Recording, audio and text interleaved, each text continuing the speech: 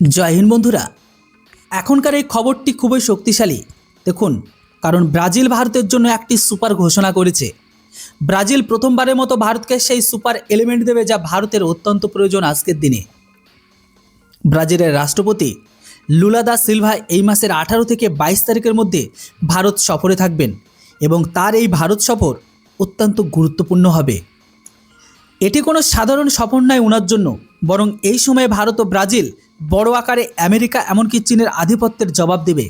আপনারা হয়তো জানেন যে বর্তমানে ব্রাজিল আর আমেরিকার মধ্যে সম্পর্ক একেবারে ভালো যাচ্ছে না, কারণ ট্রাম্প ব্রাজিলকে ট্যারিফ শুল্ক ছাড়া আরও অনেক ইস্যুতে বেশ হয়রানি করেছে। বিনিময়ে ব্রাজিলের রাষ্ট্রপতি ডোনাল্ড ট্রাম্পকে তার ভাষাতেই জবাব দিয়েছে। কিন্তু এখানে আমেরিকা ও ব্রাজিলের সম্পর্ক খারাপ হওয়ার সরাসরি সুবিধা পাবে ভারত। ব্রাজিল 247-এর রিপোর্ট অনুযায়ী ভারত এবার ব্রাজিল থেকে অনেক কিছু পাবে। যেমন ধরে নিন, এই মাসে ব্রাজিলের রাষ্ট্রপতি আর প্রধানমন্ত্রী মোদির যখন দেখা হবে, তখন ভারত ও ব্রাজিলের মধ্যে রেয়ার আর্থ এলিমেন্ট নিয়ে একটি বড় চুক্তি হবে। বর্তমান সময়ে রেয়ার আর্থ এলিমেন্ট ভারতের অনেক বড় প্রয়োজন।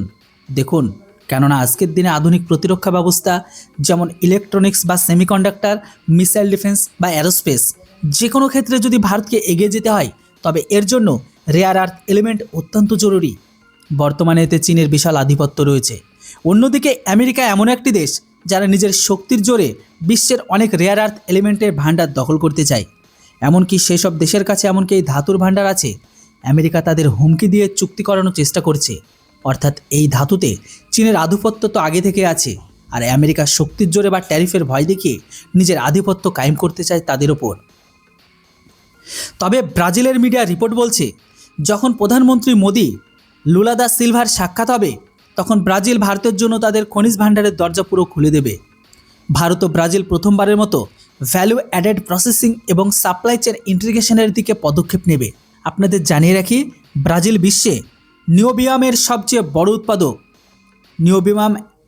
নিওবিয়াম এমন একটি এলিমেন্ট যা অস্ত্রের এয়ারফ্রেম তৈরিতে সবচেয়ে বেশি ব্যবহৃত হয়। এটি স্টিলের মজবুত ক্ষমতা বহনগুণ বাড়িয়ে দেয়।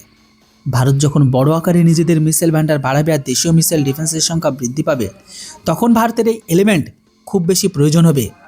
ভারত ও ব্রাজিলের মধ্যে যদি রেয়ার আর্থ এলিমেন্ট নিয়ে চুক্তি হয়, তবে তা কার্যকর হতে 4 বা 5 বছর সময় লাগবে। অর্থাৎ 5 বা 6 বছর পর ভারতও সুবিধা পাবে।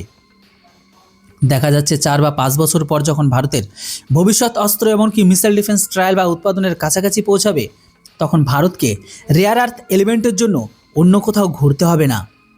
যদিও আমেরিকা এখানে বাধা দেওয়ার জন্য তৈরি আছে, কিন্তু ব্রাজিল স্পষ্ট করে দিয়েছে যে আমেরিকার কোনো চাপ এখন তাদের ভারতের সাথে এই চুক্তিকে রুখতে পারবে না।